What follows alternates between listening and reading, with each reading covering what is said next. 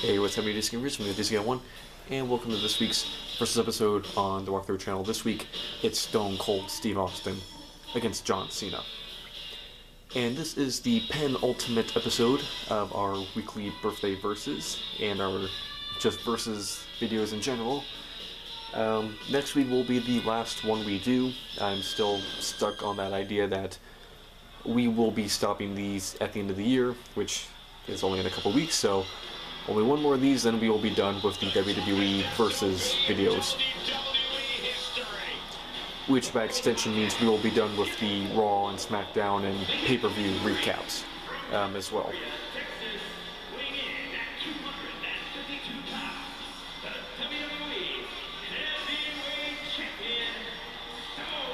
So before I get too far into this, something I wanted to bring up was, yes, I know that the trailer for the new Superman movie just came out, and by just came out, I mean came out a couple days ago, and I didn't talk about it. Well, that's because I filmed the Arkham Knight video on Tuesday, and it literally came out Thursday morning. It was funny because I filmed it Tuesday night at like 10-11 p.m.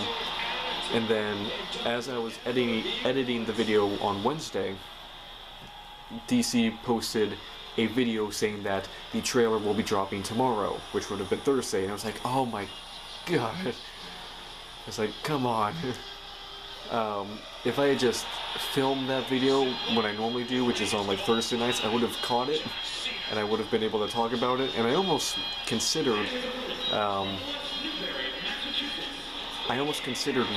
going back and filming just an extra like 5 minutes of that video, just so I could talk about it.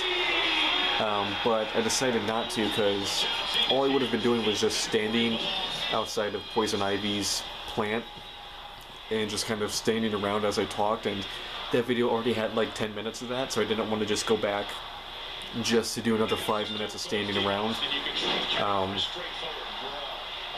Because, you know, I didn't want to go and continue the story anymore, so I would have just stayed in that one spot talking for another 5 minutes. So I just decided it wasn't worth it just to, you know, to go back and, you know, keep filming for another 5 or so minutes just to stand around. So next week we'll be talking about the Superman trailer and next week's Arkham Knight video.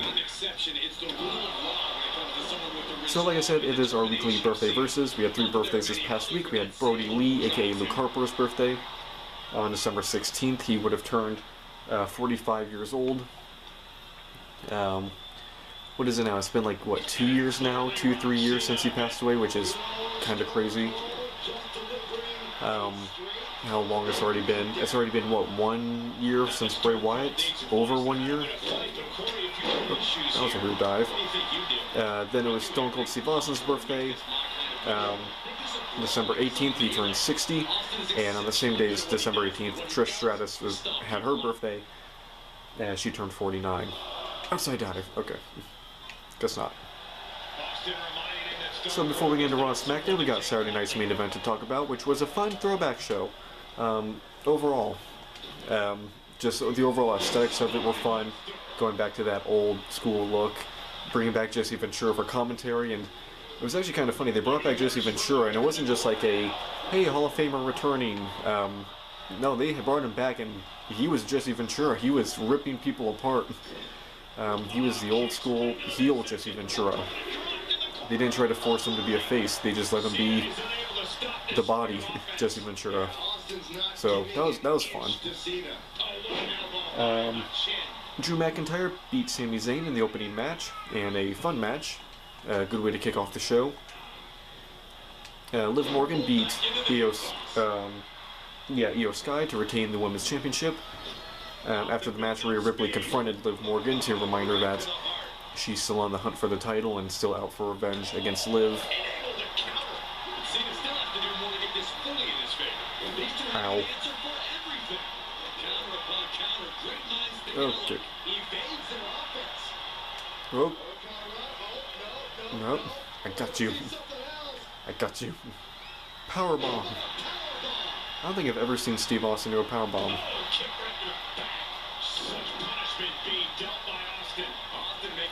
Gunther beat Damian Priest and Finn Balor. to retain the World Heavyweight Championship. He actually has some help from Priest and Balor, who kept interfering and costing each other the win, and by doing so, they allowed Gunther to escape with the title. Oh crap. Ow.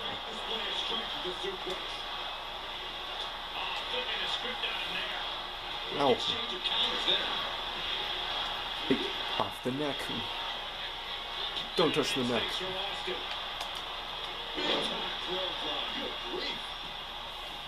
And drop the hammer.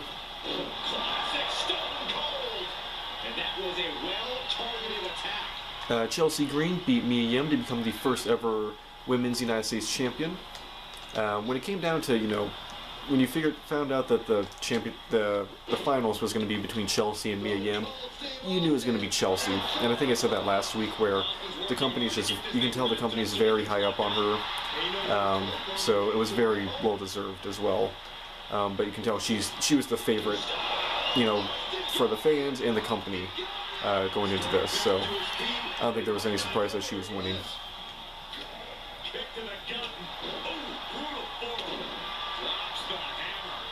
And in the main event, Cody Rhodes faced Kevin Owens for the Undisputed Championship. Although the belt that Cody came out with was not the Big W, but was instead the classic Winged Eagle title belt, which just looks, that belt just always looks good. I mean, it just looks like a title belt that could work for any kind of sport, any kind of company. Like, if a boxer came out with that belt, you'd be like, okay, yeah, that's the champ. Like, it doesn't look like a pro wrestling belt. It looks like a championship belt that could, again, be applied to any sport. So the match ended in a bit of a controversial fashion, where Kevin Owens brought in a steel chair that he planned to use on Cody. Cody took the chair away from him and ended up hitting Crossroads on the chair on Owens in order to get the win and retain the title.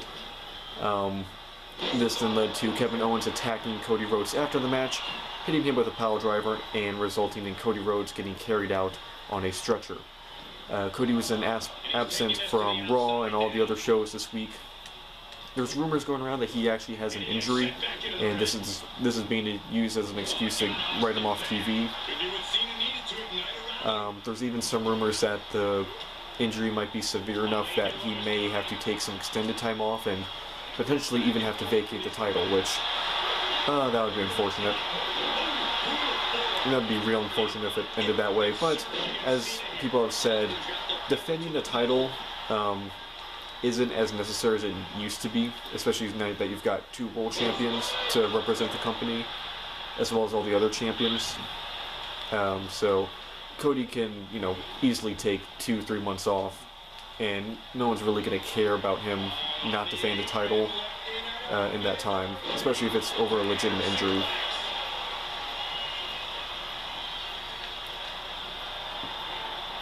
There he goes, right into the corner.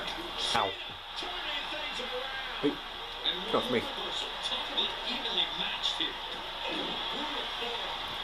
So this now has resulted in Kevin Owens going around with the Winged Eagle belt, claiming that he is the true Undisputed Champion, as Cody Rhodes cheated to beat him. He should have been DQ'd, and he was the only one who really walked out of that match, walked out at all.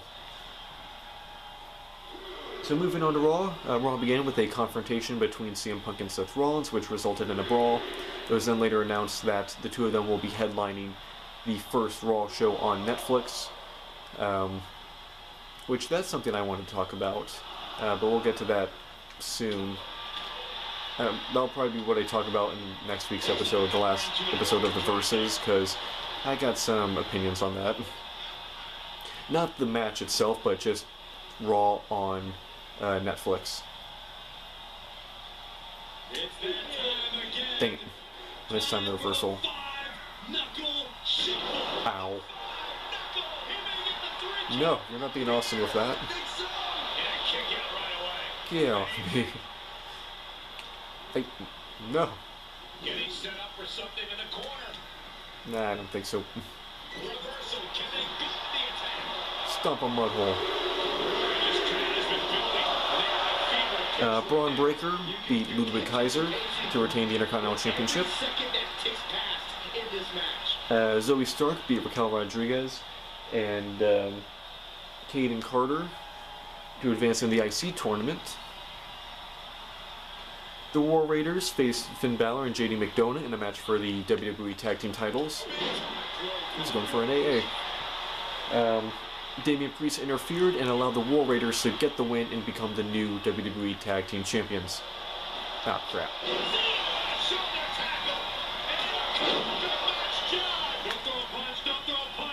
No.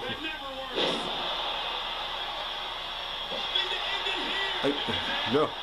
Get off me. Not even on 1 count. Hey. Oh no. Ah.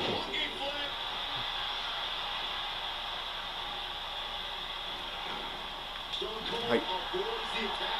Oh no. Ow. Got him. Count it.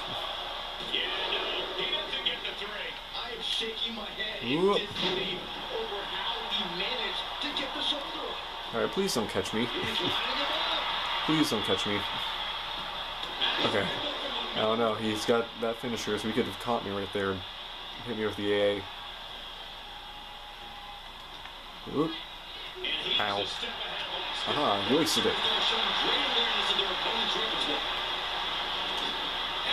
Got him.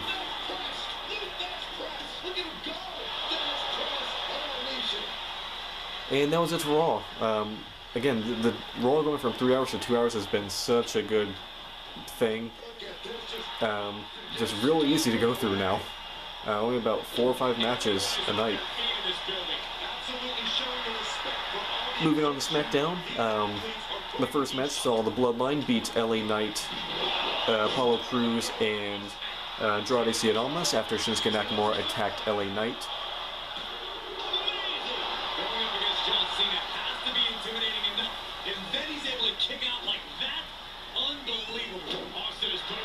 Oh no. Ah. Hey, that's my move. Ow.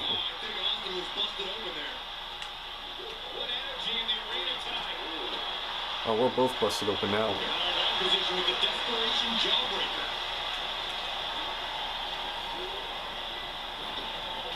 Ow. Hey. Get back here. Stunner number 3. Count it. It's over.